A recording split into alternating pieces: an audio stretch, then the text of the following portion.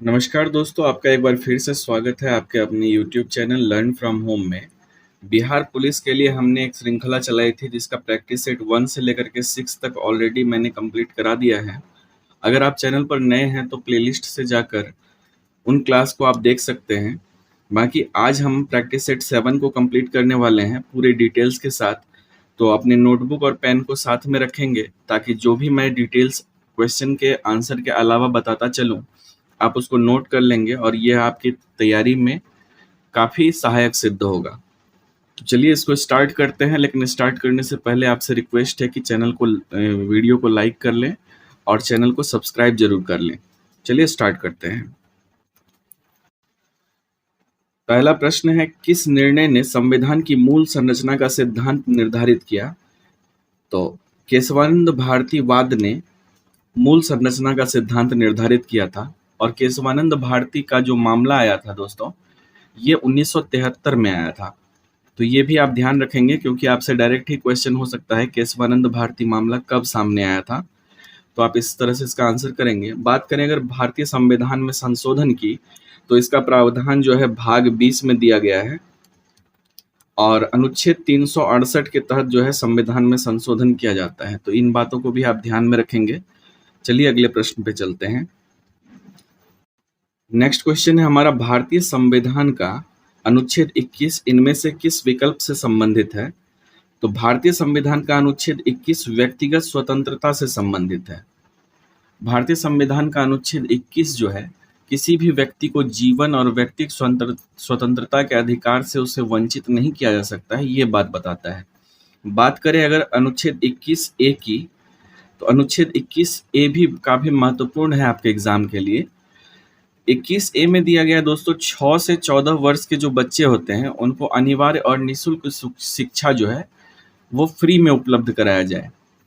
और इसका प्रावधान जो है 86वें संविधान संशोधन के तहत जोड़ा गया था 2002 में। तो इसको भी आप ध्यान में रखेंगे। चलिए नेक्स्ट क्वेश्चन पे चलते हैं। नेक्स्ट क्वेश्चन है हमारा, भारतीय संविधान में अनुच्छेद 35 ए किस वर्ष जोड़ा गया था? तो अनुच्छेद 35 ए जो है ये 1954 में जोड़ा गया था। और 35 ए जो जम्मू कश्मीर में अनुच्छेद 370 लागू होता था, जिसके तहत कि उसको विशेष राज्य का दर्जा प्राप्त था, तो उसमें जो रहने वाले व्यक्ति थे उसको परिभाषित करता था ये 35 ए। तो जब से 2019 में जम्मू कश्मीर राज्य पुनर्गठन अधिनियम लागू हुआ 2019 में, और इसके तहत ना तो अब 35 ए कारगर है और ना ही ये 370। तो जम्मू कश्मीर जो है बाकी सामान्य राज्य की तरह केंद्र शासित प्रदेश बन गया है। चलिए अगले प्रश्न पे चलते हैं। नेक्स्ट क्वेश्चन है, राष्ट्रपति का अध्यादेश कितने दिनों तक प्रभावशाली रहता है? तो इसका अध्यादेश जो है 6 महीने और 6 सप्ताह तक प्रभावशाली रहता है। बात करें अगर राष्ट्रपति के अध्यादेश की, तो अनुच्छेद 123 के अनुसार राष्ट्रपति अध्यादेश जारी करता है। ये भी आपको ध्यान में रखना है। चलिए नेक्स्ट क्वेश्चन पे चलते हैं। नेक्स्ट क्वेश्चन है दोस्तों, लोकसभा के प्रथम आम चुनाव कब आयोजित किए गए थे? तो पहला आम चुनाव जो आयोजित किया गया था 1951 से 52 में आयोजित किया गया था। और इस चुनाव में कुल 489 सीटों पे चुनाव हुए थे, जिसमें से 364 सीट अकेले कांग्रेस ने जीते थे। और इन्होंने पंडित जवाहरलाल नेहरू को लोकतांत्रिक रूप से जो है पहले प्रधानमंत्री को चुना था। और बात करें अभी वर्तमान में, तो वर्तमान में 17वीं लोकसभा कार्यरत है। हो सकता है आपसे पूछ ले कि अभी कौन सी लोकसभा चल रही है, तो 17वीं लोकसभा है वर्तमान में, और इसका कार्यकाल 2024 में पूरा होगा। तो इन बातों को भी आप ध्यान में रखेंगे। चलिए नेक्स्ट क्वेश्चन पे चलते हैं। नेक्स्ट क्वेश्चन है, निम्नलिखित में से किस केंद्र शासित प्रदेश में विधानसभा है? तो वर्तमान में जो है दिल्ली में विधानसभा है, और बाकी ऑप्शंस में जो दिए गए हैं इसमें नहीं है। तो बात करें अगर 8 केंद्र शासित प्रदेश हैं दोस्तों, तो इसमें से 3 में विधानसभा है, जिसका नाम आपको ध्यान में रखना है। इसमें दिल्ली आता है। दिल्ली के अलावा अगर बात करें, तो दिल्ली के अलावा पुडुचेरी में भी विधानसभा है। पुडुचेरी भी ध्यान में आप रखेंगे, और इसके अलावा जम्मू एंड कश्मीर में विधानसभा है। तो इन तीनों का नाम आप बिल्कुल ध्यान में रखेंगे। चलिए अगले क्वेश्चन पे चलते हैं। नेक्स्ट क्वेश्चन है दोस्तों, राष्ट्रीय विकास परिषद यानी कि नेशनल डेवलपमेंट कमीशन का अध्यक्ष कौन होता है? तो इसका अध्यक्ष होता है भारत के प्रधानमंत्री। राष्ट्रीय विकास परिषद का अध्यक्ष भारत के प्रधानमंत्री होते हैं। बात करें राष्ट्रीय विकास परिषद की, तो इसकी स्थापना हुई थी 1952 में। ये भी आपको ध्यान में रखना है कि 1952 में इसकी स्थापना होती है। और इसका जो मुख्य कार्य था, यह जब पंचवर्षीय योजना चलती थी तो पंचवर्षीय योजनाओं का अनुमोदन करना इसका मुख्य कार्य होता था। तो ये भी आप ध्यान में रखेंगे। चलिए नेक्स्ट क्वेश्चन पे चलते हैं। 8वां प्रश्न है, भारतीय संविधान के निम्नलिखित में से किस संशोधन के द्वारा दिल्ली को राष्ट्रीय राजधानी क्षेत्र का दर्जा दिया गया? तो ये 69वें संविधान संशोधन अधिनियम के द्वारा दिल्ली को जो है राष्ट्रीय राजधानी क्षेत्र का दर्जा दिया गया। ये 69वां संशोधन जो हुआ था, ये 1991 ईस्वी में हुआ था। ये भी आपको ध्यान रखना है। और ये प्रावधान को शामिल किया गया अनुच्छेद 239 के ए में। 239 के ए में इस प्रावधान को शामिल किया गया। ये भी आपको ध्यान रखना है। चलिए नेक्स्ट क्वेश्चन पे चलते हैं। अगला प्रश्न है, भारत में राष्ट्रीय मानवाधिकार आयोग का गठन किस वर्ष किया गया था? तो भारत में 1993 में राष्ट्रीय मानवाधिकार आयोग का गठन किया गया था। इसके बारे में एक चीज और ध्यान में रखेंगे दोस्तों, कि राष्ट्रीय मानवाधिकार आयोग के अध्यक्ष के पद पर जो है उच्च न्यायालय के पूर्व मुख्य न्यायाधीश और उसके साथ ही उच्च न्यायालय के अन्य न्यायाधीश को नियुक्त किया जा सकता है। ये क्वेश्चन जो है पूछा गया है पिछले कुछ वर्षों के एग्जाम में, ऐसा क्वेश्चन देखा गया है। तो इसको आप ध्यान में रखेंगे कि इसके अध्यक्ष पद पर जो है उच्च न्यायालय के पूर्व मुख्य न्यायाधीश और साथ ही साथ जो है उच्चतम न्यायालय के अन्य न्यायाधीश को नियुक्त किया जाता है। ठीक है। अगला क्वेश्चन है, रात में आकाश में सबसे चमकीला तारा कौन सा है? तो रात्रि के समय आकाश में सबसे चमकीला तारा होता है सीरियस ए। इसको साइरस भी बोलते हैं या डॉग स्टार के नाम से भी जाना जाता है यह। और यह बात करें हमारी पृथ्वी से 8.6 प्रकाश वर्ष की दूरी पर है। 8.6 लाइट ईयर की दूरी पर है और यह काफी चमकीला होता है। ये आप ध्यान में रखेंगे। चलिए नेक्स्ट क्वेश्चन पे चलते हैं। 11वां प्रश्न है, निम्नलिखित में से कौन सी सबसे तीव्र भूकंपीय तरंग है?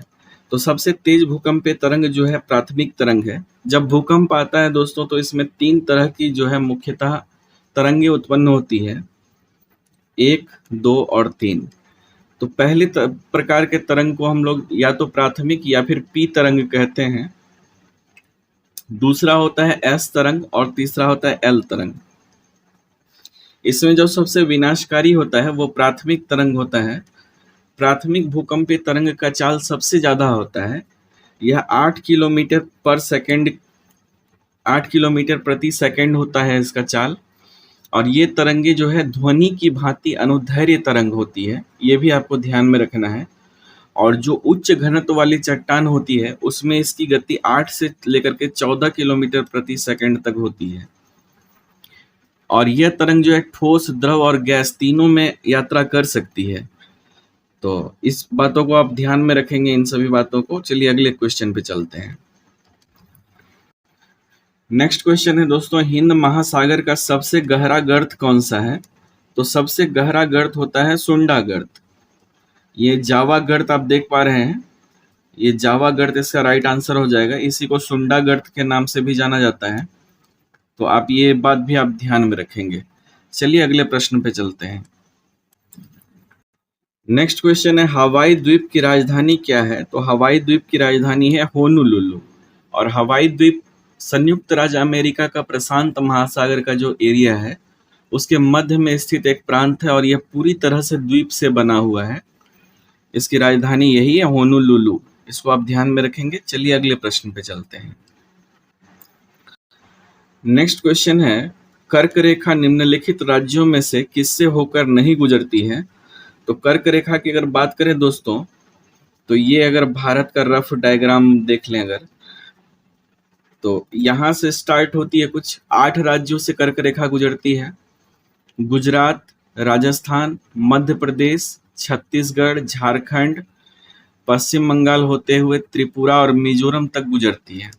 लेकिन इसमें कहीं भी मणिपुर नहीं आता है, तो ये मणिपुर आपका आंसर हो जाएगा। तो कर्क रेखा के बारे में ये आप ध्यान में रखेंगे कि कुल 8 राज्यों से होकर गुजरती है। 8 राज्यों में कौन कौन से राज्य शामिल हैं? तो पहला है गुजरात, उसके बाद राजस्थान, फिर मध्य प्रदेश, छत्तीसगढ़, झारखंड, पश्चिम बंगाल, त्रिपुरा और मिजोरम।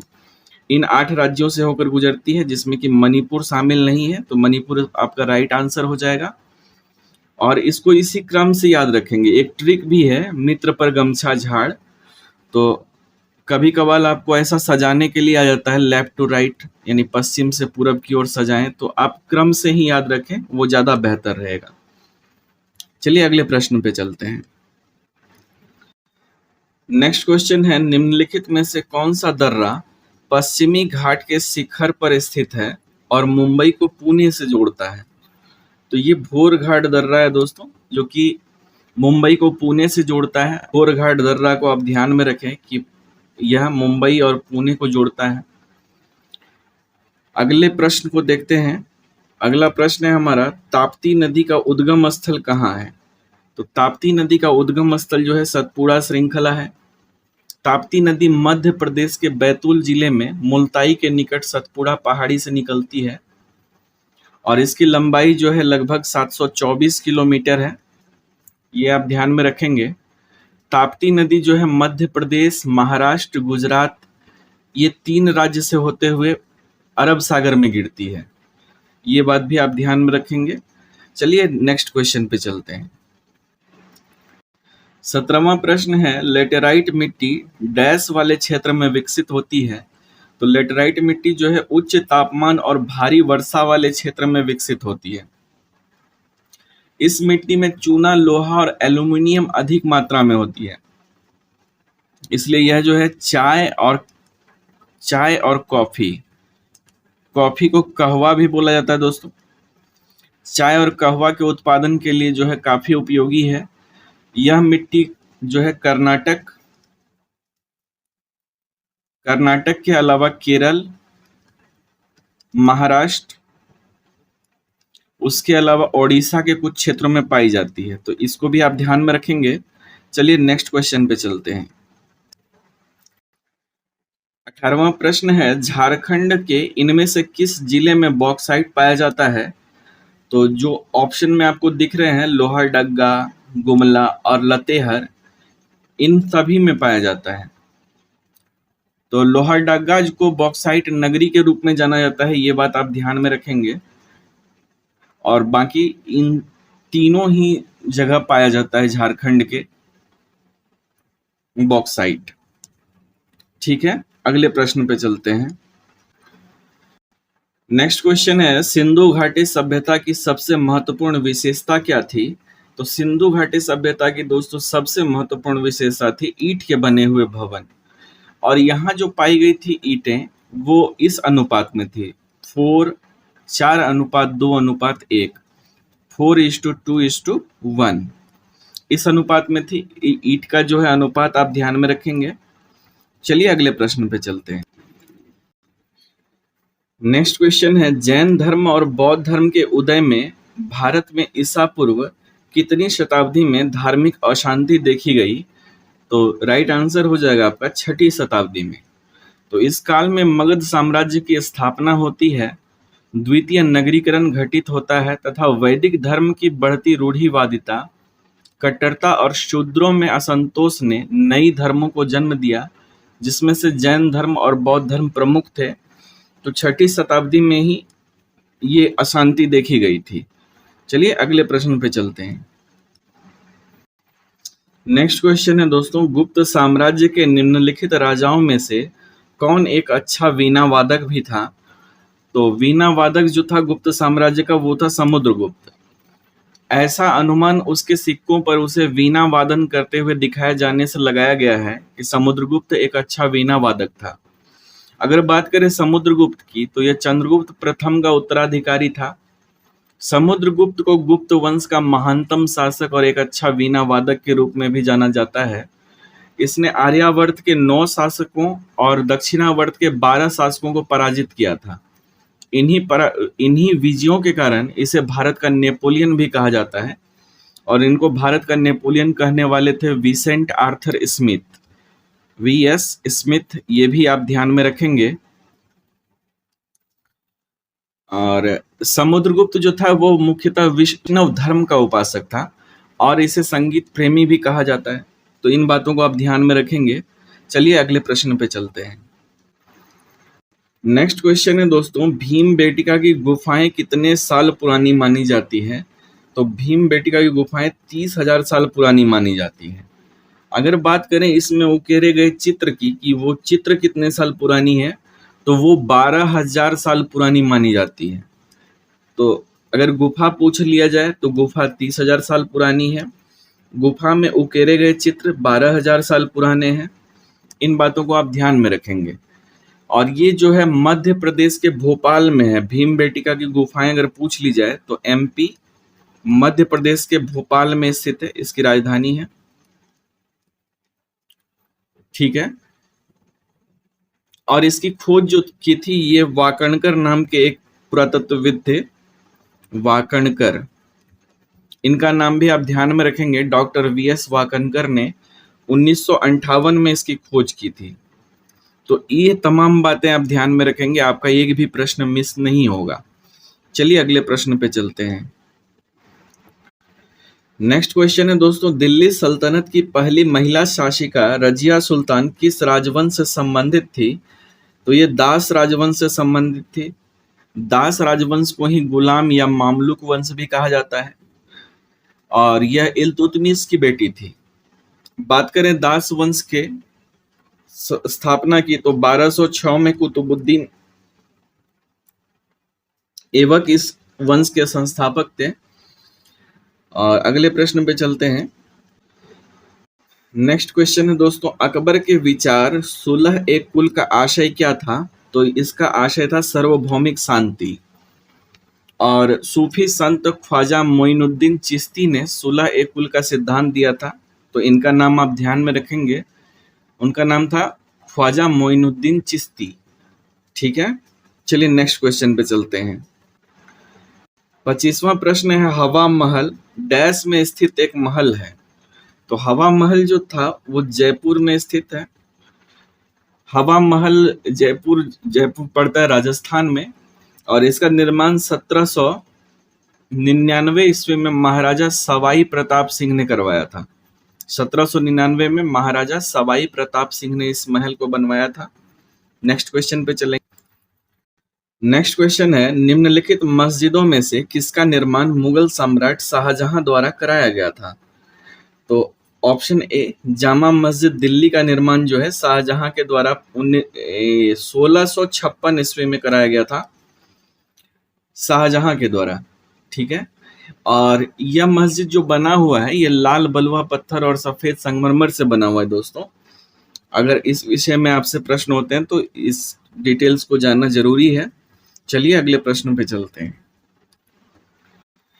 27वां प्रश्न है, प्रार्थना समाज की स्थापना किसने की थी? तो प्रार्थना समाज की स्थापना आत्माराम पांडुरंग ने की थी, और इन्होंने केशव चंद्र सेन से प्रेरणा लेकर 1867 ईस्वी में 1867 में प्रार्थना समाज की स्थापना की। इसका मुख्य उद्देश्य था एकेश्वरवाद को प्राश्रय देना, और धर्म में जो भी कुरीतियां और रूढ़िवादिता फैली हुई है उससे धर्म को मुक्त कराना।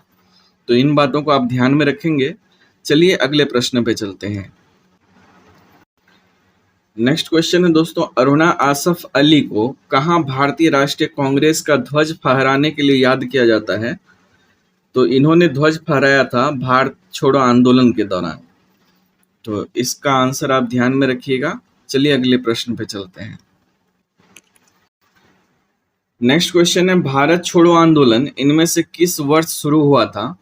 तो भारत छोड़ो आंदोलन 1942 में शुरू हुआ था, और 8 अगस्त 1942 को कांग्रेस की बैठक बंबई के ऐतिहासिक ग्वालियर टैंक मैदान में हुई थी। जिसकी अध्यक्षता अबुल कलाम आजाद ने की थी। 9 अगस्त 1942 को भारत छोड़ो आंदोलन की शुरुआत हुई। तो डेट आप याद रखेंगे, 9 अगस्त 1942 को इसकी शुरुआत हो जाती है और इसी आंदोलन में दोस्तों गांधी जी ने करो या मरो का नारा दिया था। ये भी आपको ध्यान में रखना है। चलिए अगले प्रश्न पे चलते हैं। नेक्स्ट क्वेश्चन है, ऐसे जियो जैसे कि यह आपका आखिरी दिन है, ऐसे सीखो कि आप हमेशा जीवित रहेंगे। यह शब्द किसके द्वारा कहे गए हैं? ऐसे जियो जैसे कि यह आपका आखिरी दिन है, ऐसे सीखो जैसे कि आप हमेशा जीवित रहेंगे। यह शब्द कहे थे महात्मा गांधी जी ने। ठीक है दोस्तों, चलिए अगले प्रश्न पे चलते हैं। नेक्स्ट क्वेश्चन है, निम्नलिखित में से कौन सा सिडबी का सही पूर्ण रूप है? तो इसका पूर्ण रूप होता है दोस्तों small industries development bank of India और इसकी स्थापना होती है 1990 में। ये बात तो आपको ध्यान में रखना है। नेक्स्ट क्वेश्चन है, वह केंद्रीय बैंक कौन सा है जो कि क्षेत्रीय ग्रामीण बैंकों का नियंत्रण और नियमन करता है? तो वह बैंक है नाबार्ड। इसकी स्थापना 1982 में होती है, 1982। ये भी आपको ध्यान रखना है। इसका मुख्यालय की अगर बात करें नाबार्ड की, तो ये मुख्यालय है इसका महाराष्ट्र में। चलिए अगले प्रश्न पे चलते हैं। नेक्स्ट क्वेश्चन है, मुद्रास्फीति के संदर्भ में सीपीआई का पूर्ण रूप क्या होता है? तो सीपीआई का पूर्ण रूप होता है कंज्यूमर प्राइस इंडेक्स। ठीक है दोस्तों, चलिए नेक्स्ट क्वेश्चन पे चलते हैं। तो नेक्स्ट क्वेश्चन हमारा, जीएसटी के तहत नेशनल एंटी प्रॉफिटेरिंग अथॉरिटी के पहले अध्यक्ष कौन थे? तो इसके पहले अध्यक्ष थे Badri Narayan Sharma. National anti profiteering authority के पहले अध्यक्ष थे हमारे बद्री नारायण शर्मा जी। नेक्स्ट क्वेश्चन है, फसलों के लिए निम्नलिखित में से कौन सा निकाय न्यूनतम समर्थन मूल्य की अनुशंसा करता है? तो ये अनुशंसा करता है सीएसीपी। वर्तमान में दोस्तों 22 फसलों पर जो है न्यूनतम समर्थन मूल्य पारित किया गया है वर्तमान समय में, जिसमें कि 14 खरीफ फसल, 6 रबी फसल और 2 अन्य फसल हैं कि इसकी अनुशंसा न्यूनतम समर्थन मूल्य की गई है। चलिए अगले प्रश्न पे चलते हैं। नेक्स्ट क्वेश्चन है, स्टार्टअप इंडिया भारत सरकार की एक मुख्य पहल है, इसे किस वर्ष में आरंभ किया गया था? स्टार्टअप इंडिया को 2016 में आरंभ किया गया था। ठीक है।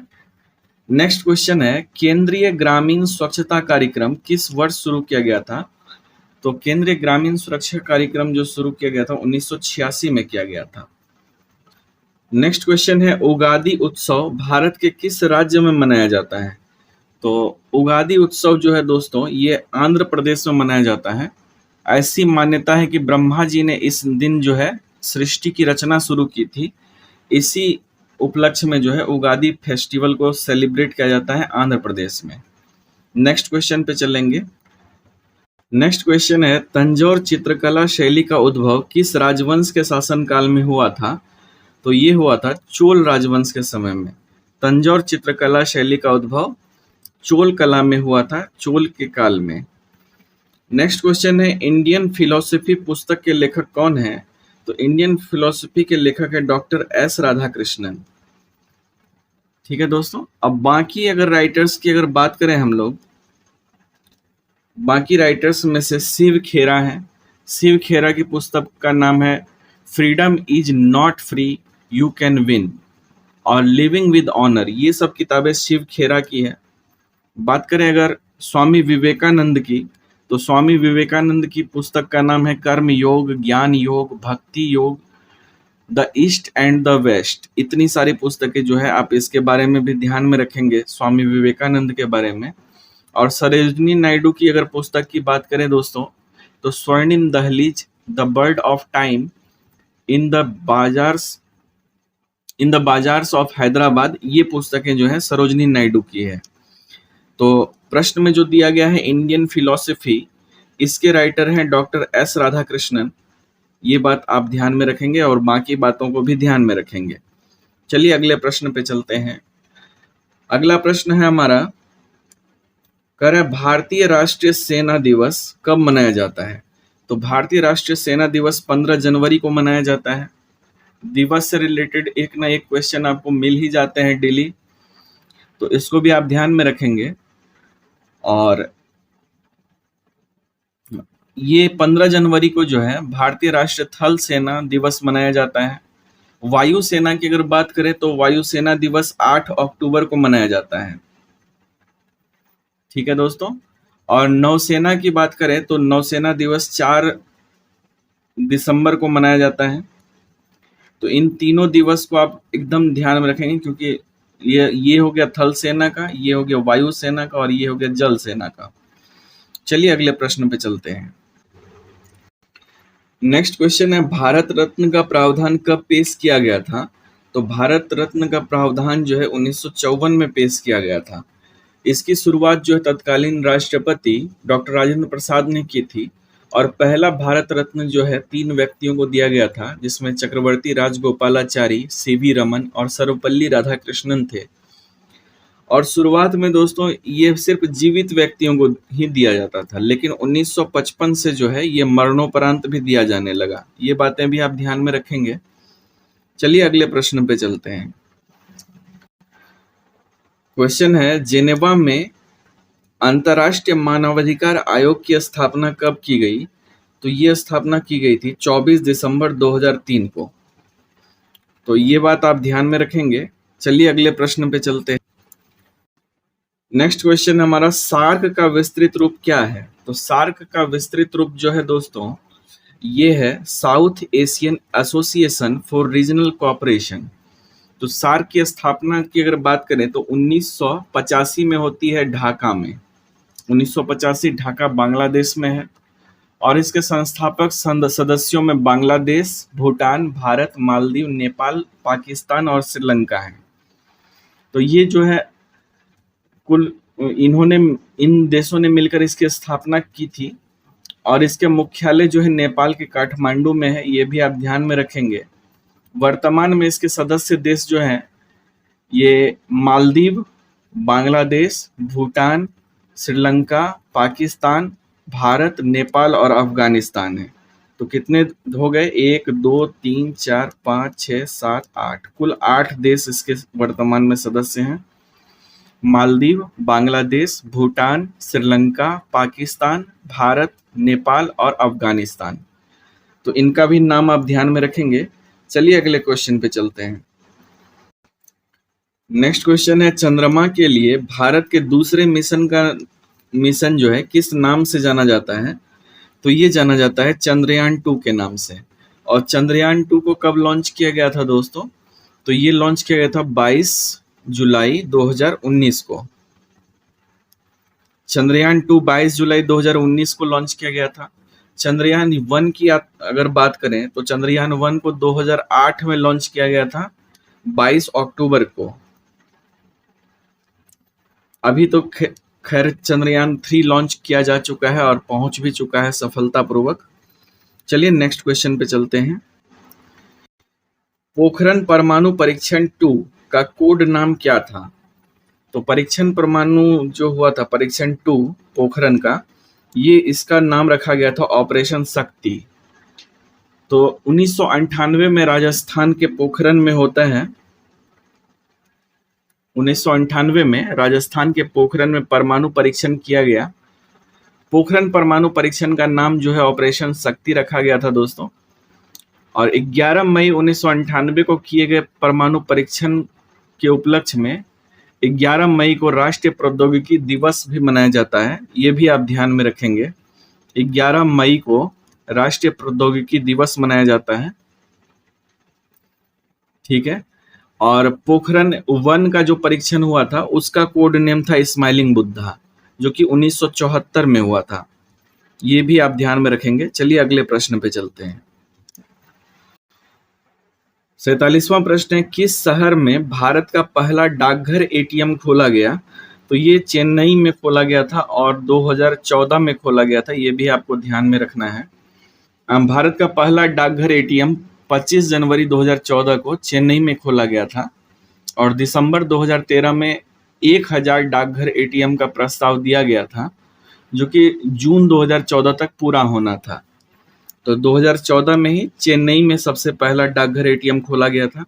नेक्स्ट क्वेश्चन है, 1 टेराबाइट कितने मेगाबाइट के बराबर है? तो 1 टेराबाइट जो होता है वो 1024 इंटू 1024 के बराबर होता है मेगाबाइट के। इसके बारे में हमने पिछली क्लास में डिटेल में चर्चा की थी।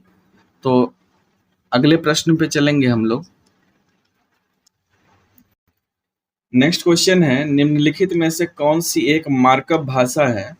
तो इसमें से जो आप देख पा रहे हैं HTML, इसका फुल फॉर्म होता है हाइपर टेक्स्ट मार्कअप लैंग्वेज। यह एक मार्कअप भाषा है।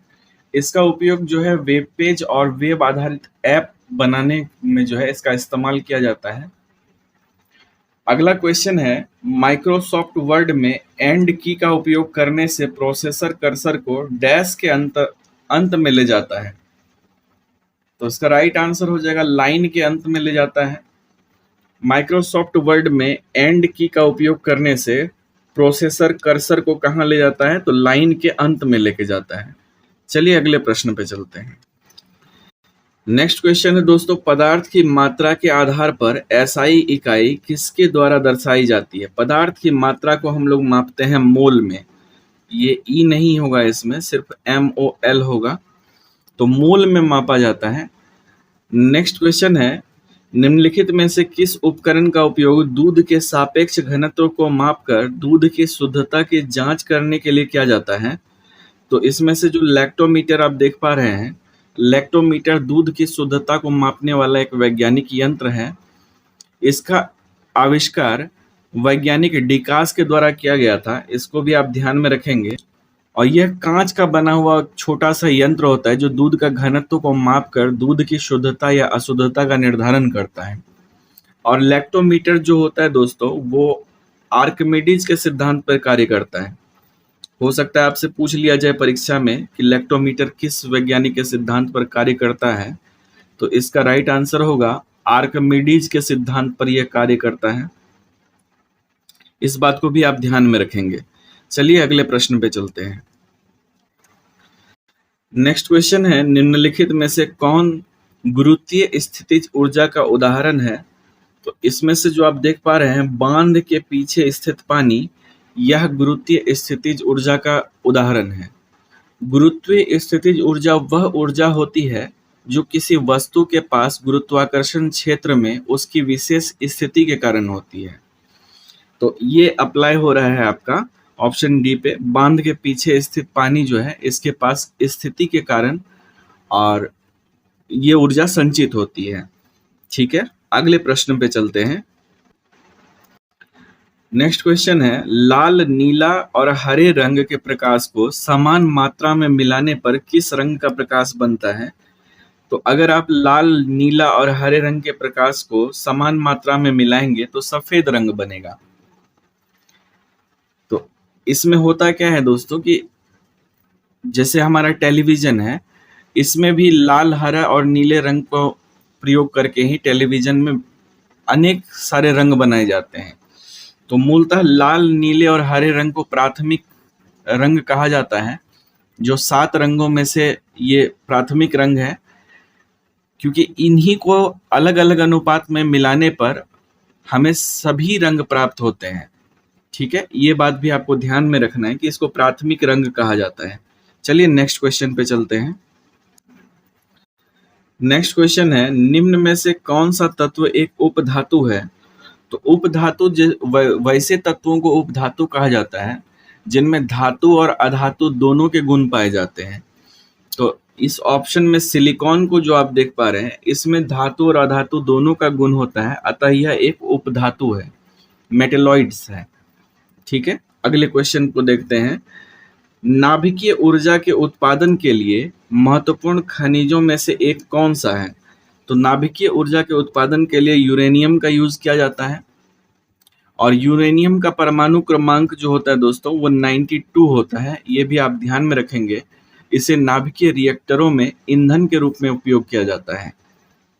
ठीक है, नेक्स्ट क्वेश्चन है, फिटकरी बनाने के लिए बॉक्साइट को किस में घोला जाता है? तो फिटकरी बनाने के लिए बॉक्साइट को सल्फ्यूरिक अम्ल में घोला जाता है। सल्फ्यूरिक अम्ल का रासायनिक सूत्र होता है दोस्तों H2SO4। और इसके बारे में एक चीज और ध्यान में रखेंगे कि सल्फ्यूरिक अम्ल को विट्रियल का तेल भी कहा जाता है।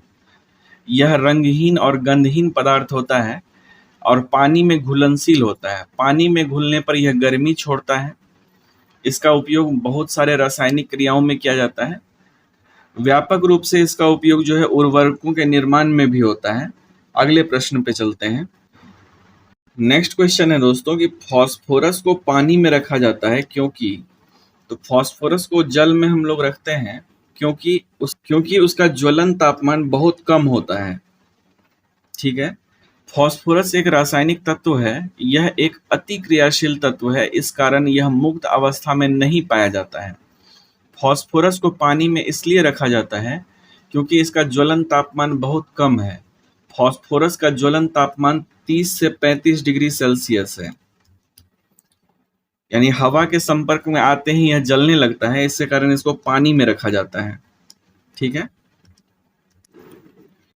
नेक्स्ट क्वेश्चन है, घरों में खाना पकाने के लिए उपयोग की जाने वाली तरल पेट्रोलियम गैस जो LPG होता है, निम्न में से किसका मिश्रण है? तो यह प्रोपेन और ब्यूटेन का मिश्रण होता है। LPG जो होता है लिक्विफाइड पेट्रोलियम गैस का शॉर्ट फॉर्म होता है। यह अत्यंत ज्वलनशील हाइड्रोकार्बन गैस होता है। इसमें प्रोपेन और ब्यूटेन का मिश्रण होता है। इसका उपयोग मुख्यतः घरों में खाना पकाने के लिए किया जाता है। नेक्स्ट क्वेश्चन है, पौधों में लचीलापन के लिए कौन सा उत्तक जिम्मेदार है? तो लचीलापन बनाने के लिए जो है कोलेनकाइमा जिम्मेवार होता है। वहीं बात करें दोस्तों अगर स्क्लेरेनकाइमा की, तो ये जो है पौधे को कठोर और सख्त बनाता है। ये उत्तक होता है, उत्तक कोशिकाओं का समूह होता है। कोलेनकाइमा अगर इसको लचीला बनाता है तो स्क्लेरेनकाइमा कठोर बनाता है और पेरेनकाइमा जो है भोजन का भंडारण करता है।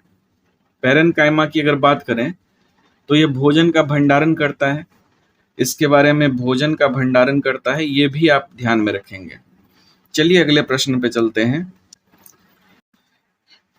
उत्परिवर्तन का सिद्धांत डैश के द्वारा प्रतिपादित किया गया, यानी प्रस्तावित किया गया। तो उत्परिवर्तन का सिद्धांत ह्यूगो डी व्रीज के द्वारा दिया गया था। ये भी आपको ध्यान रखना है। चलिए नेक्स्ट क्वेश्चन को देखते हैं। निम्नलिखित ग्रंथियों में से एंजाइम टाइलिन का स्रोत क्या है? तो टाइलिन जो होता है दोस्तों, ये हमारी लार ग्रंथि से स्रावित होता है। लार ग्रंथियां इसका सही आंसर होगा। टाइलिन जो है लार ग्रंथियों से निकलता है और लार में जो है टाइलिन एंजाइम पाया जाता है जो कि रासायनिक क्रिया विशेषकर कार्बोहाइड्रेट पर करती है और स्टार्च का पाचन इसका मुख्य कार्य होता है। जो हम लोग भोजन करते हैं उसमें ये घुलकर जो है उसको पचाने में मदद करता है और पाचन का कार्य जो है वो भोजन के जो पाचन का कार्य होता है वो मुख से ही आरंभ हो जाता है। ये भी आप ध्यान में रखेंगे। ऐसा नहीं कि गला से उतरने के बाद पाचन होता है, मुख से ही आरंभ होता है। तो चलिए अगले प्रश्न पे चलते हैं दोस्तों। नेक्स्ट क्वेश्चन है, ऊंची पर्वत चोटियों पर थकान क्यों महसूस होती है? तो ऊंची पर्वत चोटियों पर शरीर के बाहर निम्न दाब होता है जिसके कारण की थकान महसूस होती है। नेक्स्ट क्वेश्चन है, UNFCCC का फुल फॉर्म क्या होता है? तो इसका फुल फॉर्म होता है United Nations framework convention on climate change.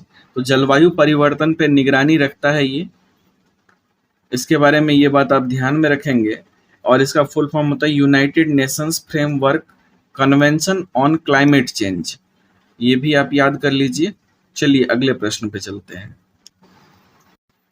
Next question है, अप्रैल 2023 में सूडान में जारी हिंसा को देखते हुए भारत ने सूडान से अपने नागरिकों को सुरक्षित निकालने के लिए किस ऑपरेशन को शुरू किया है?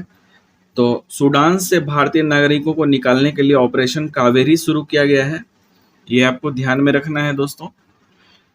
अप्रैल 2023 में क्या हुआ, सूडान में हिंसा हो गया, तो उसको निकालने के लिए ऑपरेशन कावेरी शुरू किया गया, जो भी भारत के लोग वहां फंसे हुए थे इसके लिए। 66वां प्रश्न है, अप्रैल 2023 में गज उत्सव 2023 का उद्घाटन कहां पर किया गया? तो गज उत्सव का उद्घाटन काजीरंगा राष्ट्रीय उद्यान में किया गया। कांजीरंगा राष्ट्रीय उद्यान की अगर बात करें तो काजीरंगा राष्ट्रीय उद्यान भारत के असम राज्य में है और इसका उद्घाटन जो है द्रौपदी मुर्मू के द्वारा किया गया था, जो कि हमारी वर्तमान में राष्ट्रपति हैं। चलिए नेक्स्ट क्वेश्चन पे चलते हैं। नेक्स्ट क्वेश्चन है, पहले अंतर्राष्ट्रीय क्वांटम संचार सम्मेलन 2023 का आयोजन किस स्थान पर किया गया? तो इसका आयोजन किया गया नई दिल्ली में। अंतर्राष्ट्रीय क्वांटम संचार सम्मेलन 2023 का आयोजन नई दिल्ली में किया गया है। जनवरी 2023 में किस देश द्वारा वॉइस ऑफ ग्लोबल साउथ शिखर सम्मेलन का आयोजन किया गया? तो ये किया गया भारत के द्वारा। वॉइस ऑफ ग्लोबल साउथ शिखर सम्मेलन का आयोजन भारत के द्वारा किया गया है। ठीक है दोस्तों। 69वां क्वेश्चन है कि 18वीं विश्व सुरक्षा कांग्रेस 2023 का आयोजन भारत के किस शहर में किया गया है? तो इसका राइट आंसर हो जाएगा जयपुर में किया गया है। 18वीं विश्व सुरक्षा कांग्रेस 2023 का आयोजन भारत के जयपुर शहर में किया गया है। 70वां प्रश्न है, 30वां राष्ट्रीय बाल विज्ञान कांग्रेस 2023 का आयोजन भारत के किस शहर में किया गया? तो इसका आयोजन जो है अहमदाबाद में किया गया है। 30वां राष्ट्रीय बाल विज्ञान कांग्रेस 2023 का आयोजन अहमदाबाद गुजरात में किया गया है। इसकी थीम थी स्वास्थ्य और भलाई। इतना छोटा नहीं है, मतलब स्वास्थ्य और थीम है इसकी स्वास्थ्य और भलाई के लिए पारिस्थितिकी तंत्र को समझना। तो ये है इसका पूरा थीम। अगले प्रश्न पे चलते हैं दोस्तों। बाकी अब नंबर आ गया है रीजनिंग और मैथ्स के सवालों का, तो इसके सॉल्यूशन के लिए आप डिस्क्रिप्शन बॉक्स में दिए गए टेलीग्राम लिंक को फॉलो करते हुए टेलीग्राम चैनल को ज्वाइन कर लें। वहाँ से आपको नोट्स और इसका सॉल्यूशन मिल जाया करेगा। तो मैं यहाँ पे डायरेक्ट आंसर बता दे रहा हूँ। तो 71वें प्रश्न का आंसर जो हो जाएगा वो डी हो जाएगा। इसका 72 का आंसर हो जाएगा सी। 73 का भी आंसर हो जाएगा ऑप्शन सी। ऑप्शन सी 73 का ऑप्शन सी राइट होगा। बात करें 74 की, तो 74 का भी राइट आंसर ऑप्शन सी होगा।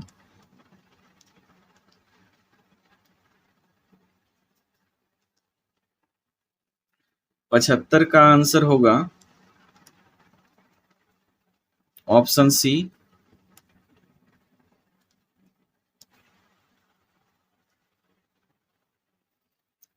क्वेश्चन नंबर 76 का राइट आंसर हो जाएगा दोस्तों आपका बी 83। 77 का आंसर होगा ऑप्शन बी 216। 78 का आंसर होगा बी 52। 79वें प्रश्न का आंसर होगा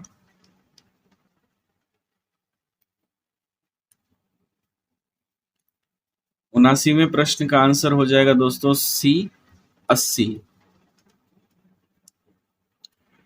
क्वेश्चन नंबर 80 का आंसर होगा ऑप्शन नंबर बी 68। आइए 81 से देखते हैं। अंग्रेजी का प्रश्न है। 81 नंबर प्रश्न कह रहा है, The following sentence has been split into 4 segments. Identify the segment that contains a grammatical error. तो इसमें बताना है कि ग्रामेटिकल एरर किस पार्ट में है। तो हमारा जो वाक्य है कह रहा है the visitors were being showed a collection of old manuscripts. तो इसका राइट आंसर जो होगा दोस्तों, यहाँ पर आप देख पा रहे हैं कि वेयर बीइंग सॉड है, इसके स्थान पर वेयर बीइंग सॉन होना चाहिए, क्योंकि ये पेसिव वॉइस में है और इसका स्ट्रक्चर जो होगा यहाँ पर इसका गलती है, तो इसका राइट आंसर होगा वेयर बीइंग सॉन।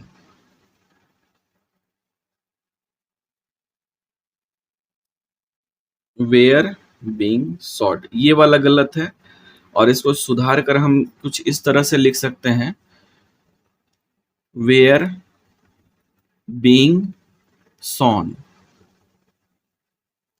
इसका स्ट्रक्चर की अगर बात करें तो ये वॉज या वेयर के साथ जो होता है बीइंग लगता है, और इसके साथ में हमेशा वर्ब 3 का इस्तेमाल किया जाता है। वर्ब का तीसरा फॉर्म चलता है। ठीक है, आप समझ गए होंगे। चलिए अगले प्रश्न पे चलते हैं। यह प्रश्न भी पिछले प्रश्न की तरह है, 4 सेगमेंट में बटा हुआ है, इसमें से गलत सेगमेंट को चुनना है। तो आप देख पा रहे हैं दोस्तों, कह रहे हैं Mohit is expecting a huge profit at his recent investment. तो यहाँ पर एट हिज जो लिखा हुआ है यहीं पर एरर है, एट हिज के स्थान पर जो है फ्रॉम हिज होना चाहिए। तो यहाँ पर फ्रॉम अगर लग जाएगा तो फ्रॉम हिज ये सही हो जाएगा, तो एट हिज वाला पार्ट गलत है। चलिए अगले प्रश्न पे चलते हैं। क्वेश्चन नंबर 83 में दिया हुआ है ही dash N important question in the meeting. तो यहाँ पे वर्ब टू यूज होगा। वर्ब टू दिया गया है ऑप्शन सी में राइज्ड। तो हमारा राइट सेंटेंस जो होगा, करेक्ट सेंटेंस होगा he raised an important question in the meeting. तो क्या है दोस्तों कि यहाँ पर राइज्ड का उपयोग इसलिए होगा क्योंकि सेंस पास्ट इंडिफिनिट में है, और इसमें वाक्य के अफर्मेटिव होने पर जो है सभी प्रकार के सब्जेक्ट के साथ वर्ब टू का इस्तेमाल होता है। ये बात आप ध्यान में रखेंगे। चलिए अगले प्रश्न पे चलते हैं। यहाँ पे आप देख पा रहे हैं कि यहाँ पे 3 भाग में वाक्य बांटा गया है अगले प्रश्न में, और इसमें से गलत वाले पार्ट को चुनना है हमें। अगर नहीं कोई चुनाएगा तो वहां पे नो एरर को टिक करेंगे। तो एरर खोजते हैं हम लोग, मे आई प्लीज बोरो योर्स बुक। तो यहाँ पे आप देख पा रहे हैं ये योर्स बुक जो है, यहाँ पे ये योर्स बुक लिखना गलत है। यहाँ पर योर्स के स्थान पर जो है योर बुक अगर होगा तो वो सही होगा। तो यहाँ पर हो जाएगा दोस्तों योर बुक, क्योंकि नाउन जो है हमारा बुक है यहाँ पर, तो नाउन के पहले एडजेक्टिव पॉसेसिव जो है योर का प्रयोग होगा, जबकि योर्स जो है पॉसेसिव प्रोनाउन है। इसलिए हमारा करेक्ट सेंटेंस जो होगा वो इस तरह होगा, मे आई प्लीज बोरो योर बुक। ठीक है, अगले प्रश्न पे चलते हैं। क्वेश्चन नंबर 85 है select the most appropriate option to fill in the blank. सबसे उचित विकल्प को चुनना है खाली स्थान को भरने के लिए। When his mother was away, he took the dash of his little brother। तो इसमें राइट आंसर क्या होगा?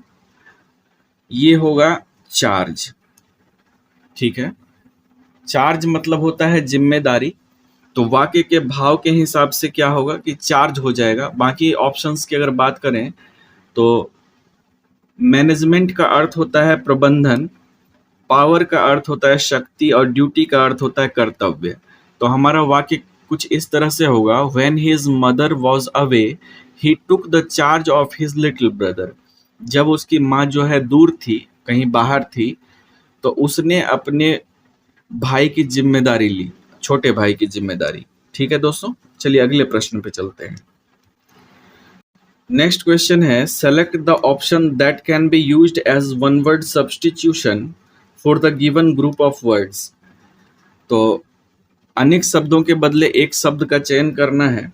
द साउंड ऑफ आउल्स, यानी कि उल्लू की बोली। तो उल्लू जो आवाज करता है उसको बोलते हैं हुट, HOOT, हुट। तो इसका राइट आंसर हो जाएगा हुट। यानी कि इसका अर्थ होगा उल्लू की बोली। बाकी ऑप्शंस को देखें अगर, तो MOO मुंह, मुंह, ये जो है मुंह की आवाज का मतलब होता है रामना, जो कि गाय या बैल का आवाज होता है। काव का अर्थ होता है ये काव काव कौवा करता है। बाकी क्लक की आवाज जो है, क्लक का मतलब होता है कुड़कुड़ाना, जो कि मुर्गी का बच्चा यानी चूजा आवाज करता है क्लक का। चलिए अगले प्रश्न पे चलते हैं। नेक्स्ट क्वेश्चन है select the most appropriate synonyms of the given word, यानी कि समानार्थी शब्द बताना है मेंटेन का। तो दोस्तों मेंटेन का समानार्थी शब्द होगा, मेंटेन का मतलब होता है परवरिश करना या संभालना। तो इसका जो है हो जाएगा केयर। केयर का अर्थ होता है परवरिश करना या देखभाल करना। तो दोनों समानार्थी शब्द हैं। बाकी ऑप्शंस की अगर बात करें तो नेग्लेक्ट का मतलब होता है उपेक्षा करना या अवहेलना करना। इग्नोर का अर्थ होता है उपेक्षा करना और रिलीज का अर्थ होता है रिहा करना। तो बाकी ऑप्शंस को भी आप ध्यान में रखिए। चलिए अगले प्रश्न पे चलते हैं। नेक्स्ट क्वेश्चन है दोस्तों select the most appropriate meaning of the given idioms. तो नीचे दिए गए जो टू टेक स्टॉक ऑफ, हमारा मुहावरा या लोकोक्ति है टू टेक स्टॉक ऑफ, और इसका जो है अर्थ बताना है। तो इसका जो सही अर्थ हो जाएगा टू थिंक केयरफुली। ठीक है,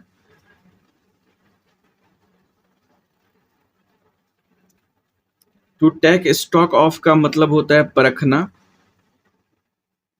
परखना। और टू थिंक केयरफुली का अर्थ होता है उपयुक्त व्याख्या होगा क्या, टू थिंक केयरफुली मतलब ध्यान से सोचना इस विषय में। तो यही एक समान अर्थ दे रहा है। तो इसका राइट आंसर हो जाएगा टू थिंक केयरफुली। चलिए अगले प्रश्न पे चलते हैं।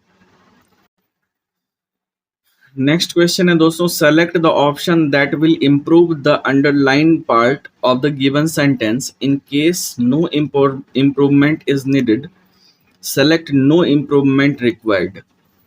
तो आप देख पा रहे हैं यहाँ पे दिया गया है वुड हैड। ठीक है, Aphrodite vowed that Paris would had the most beautiful woman as his wife। तो यहाँ पर वुड हैड जो दिख रहा है इसको रिप्लेस करना पड़ेगा हमें वुड हैव से, तभी जाके ये वाक्य जो है शुद्ध बनेगा। अगर इसकी व्याख्या की मैं बात करूं तो आप देख पा रहे हैं वुड हैड के स्थान पर वुड हैव का प्रयोग होगा, क्योंकि ये जो वुड है ये मॉडल एक्सुलरी वर्ब है। आप जानते ही हैं वुड जो है मॉडल एक्सुलरी वर्ब होता है, और वुड जो है जब भी मॉडल वर्ब आता है तो उसके साथ हमें हैव का यूज करना पड़ता है। मॉडल वर्ब के साथ हैव का प्रयोग करना होता है, अन्यथा हमारा वाक्य गलत हो जाता है। तो यहाँ पर जो आपका करेक्ट सेंटेंस होगा Aphrodite viewed that Paris would have the most beautiful woman as his wife. तो ये हो जाएगा आपका राइट सेंटेंस। चलिए अगले प्रश्न पे चलते हैं। नेक्स्ट क्वेश्चन है select the most appropriate synonyms of the given word. तो इसमें जो समानार्थी शब्द बताना है कंपोज का। तो कंपोज जो दिया हुआ है दोस्तों, कंपोज का मतलब होता है रचना या रागबद्ध करना। तो इसका राइट एक समानार्थी शब्द जो होगा इसका वो हो जाएगा आपका कलेक्ट। कलेक्ट का अर्थ होता है संग्रह या इकट्ठा करना। ठीक है, तो कंपोज का मतलब होता है रचना या रागबद्ध करना, और कलेक्ट का अर्थ होता है इकट्ठा करना। बाकी ऑप्शंस की बात करें कडल का अर्थ होता है आलिंगन करना, क्लच का अर्थ होता है झपट्टा मारना या पकड़, और कंफ्यूज का अर्थ होता है भ्रमित। तो राइट आंसर हो जाएगा कलेक्ट। नेक्स्ट क्वेश्चन पे चलते हैं। नेक्स्ट क्वेश्चन है उक्त का विलोम क्या होगा। तो उक्त का विलोम अनुक्त हो जाएगा। बाकी उपयुक्त की बात करें तो उसका अनुपयुक्त होता है। नेक्स्ट क्वेश्चन है बैठक शब्द में कौन सा प्रत्यय है। प्रत्यय वह होता है जो कि पीछे में लगकर, किसी भी शब्द के पीछे लगकर उसके भाव को बदल देता है। तो बैठक शब्द में जो प्रत्यय है दोस्तों वो है क। बैठक में क प्रत्यय है। क प्रत्यय से बनने वाले बाकी शब्दों की अगर बात करें तो ये होता है घटक, इसमें भी क प्रत्यय है। ठंडक, इसमें भी क प्रत्यय है। शतक, इसमें भी क प्रत्यय है। सारे में क प्रत्यय है। चलिए अगले प्रश्न पे चलते हैं। 93वां प्रश्न है, धातुष्मा में प्रयुक्त संधि कौन सी है? तो धातुष्मा में दीर्घ संधि है। इसके नियम के अनुसार क्या होता है कि जब भी ह्रस्व या दीर्घ अ आ ई री आता है, उसके बाद ह्रस्व या दीर्घ आ जाए अ आ ई री, तो दोनों मिलकर जो है दीर्घ अ आ ई री का निर्माण करते हैं। जैसे एग्जाम्पल के रूप में इसी को लेते हैं तो ये धातु है, धातु जोड़ उष्मा है, इसमें दीर्घु उष्मा, तो धातु उष्मा मिलकर ये धातु उष्मा बना। तो धातु में उकार है और यहाँ भी उ आ गया, तो दोनों मिलकर धातु उष्मा दीर्घऊ बना दिया। यहाँ पर देख पा रहे हैं आप। तो इस प्रकार से बना। इसी तरह से लघु जोड़ उर्मी बनता है लघुर्मी, सिंधु जोड़ उर्मी सिंधुर्मी बनता है, साधु जोड़ ऊर्जा साधुर्जा बनता है। तो इन बातों को भी आप ध्यान में रखेंगे। नेक्स्ट क्वेश्चन को देखते हैं। जो कठिनाई से समझने योग्य है उसके लिए एक शब्द बताइए। तो अनेक शब्दों के बदले एक शब्द का चयन करना है यहाँ पर। तो जो कठिनाई से समझ में आए उसे दुर्बोध कहते हैं। ठीक है दोस्तों। और जो गमन रहित हो उसको आगम अगम बोलते हैं। जहां या जिसके अंदर न जाया जा सके उसको अगम्य बोलते हैं। जो समझने में कठिन हो भाषा के संबंध में उसको क्लिष्ट बोलते हैं। तो इनको आप याद रखेंगे। जहां जाना कठिन हो उसको दुर्गम बोलते हैं। अगले प्रश्न पे चलते हैं दोस्तों। क्षमा का अर्थ माफी होता है, क्षमा का अन्य अर्थ क्या होगा? तो क्षमा का अन्य अर्थ की बात करें तो वो पृथ्वी होता है। माफी के साथ साथ क्षमा का अर्थ पृथ्वी भी होता है। नेक्स्ट क्वेश्चन की अगर बात करें, शब्द युग्म के सही अर्थ भेद का चयन कीजिए, अम्बुज और अम्बुद। तो अम्बुज और अम्बुद का सही जो अर्थ होगा दोस्तों वो होगा, अम्बुज का अर्थ कमल हो जाएगा, अम्बुद का अर्थ बादल हो जाएगा। तो राइट आंसर ऑप्शन ए हो जाएगा आपका। अम्बुज और अम्बुद का, अम्बुज का मतलब होता है कमल और अम्बुद का अर्थ होता है बादल। नेक्स्ट क्वेश्चन पे चलेंगे। नेक्स्ट क्वेश्चन है, अज अनेकार्थक शब्द है, निम्नलिखित में से एक शब्द अज के अर्थ से मेल नहीं खाता है, वो कौन सा है? तो इसमें से जो अज से मेल नहीं खाता है वो है वृद्ध। बाकी बकरा, ब्रह्मा और दशरथ के पिता, इन तीनों के लिए अज शब्द का यूज हम लोग कर सकते हैं, लेकिन वृद्ध के लिए जो है अज का उपयोग नहीं होगा। बाकी नेक्स्ट क्वेश्चन को देखें तो निम्नलिखित में से एक का अर्थ तिरछी नजर है। तिरछी नजर के लिए कौन सा होगा? तो ये होगा कटाक्ष। कटाक्ष का अर्थ होता है तिरछी नजर। अन्य शब्द के अर्थ इस प्रकार से हैं। देखिए, व्यंग का अर्थ होता है व्यंजना शक्ति द्वारा निकाला गया अर्थ। तना का होता है व्यंग्यपूर्ण चुभने वाली बात, और आक्षेप का मतलब होता है व्यंग्यपूर्ण दोषारोपण करना। अगले प्रश्न पे चलते हैं। निम्न में से कौन सा नारी शब्द का पर्यायवाची नहीं है? तो नारी शब्द का पर्यायवाची विनीता नहीं है। विनीता नारी का पर्यायवाची नहीं है, जबकि वनिता, कामिनी तथा रमणी नारी के पर्यायवाची शब्द हैं। नारी के अन्य पर्यायवाची शब्द स्त्री, महिला, ललना, वामा, औरत आदि होते हैं। अंगूठा दिखाना मुहावरे का अर्थ क्या होता है? तो अंगूठा दिखाना का अर्थ होता है धोखा देना। अगर इसका वाक्य में प्रयोग करके बताएं तो दोस्त वही जो मुसीबत में काम आए, ना कि अंगूठा दिखाए। तो ये हो गया। तो ये थी दोस्तों आज की क्लास। आप टेलीग्राम ज्वाइन कर लें ताकि आपको नोट्स मिल जाए इसका, और वीडियो को आपस में जो अपने दोस्तों में ज़रूर शेयर करें, और कोशिश करें कि इसको एजुकेशनल ग्रुप में भी शेयर कर सकें अपने। तो ठीक है, नेक्स्ट क्लास में मिलते हैं, तब तक के लिए अपना ख्याल रखें, अपनों का ख्याल रखें। जय हिंद।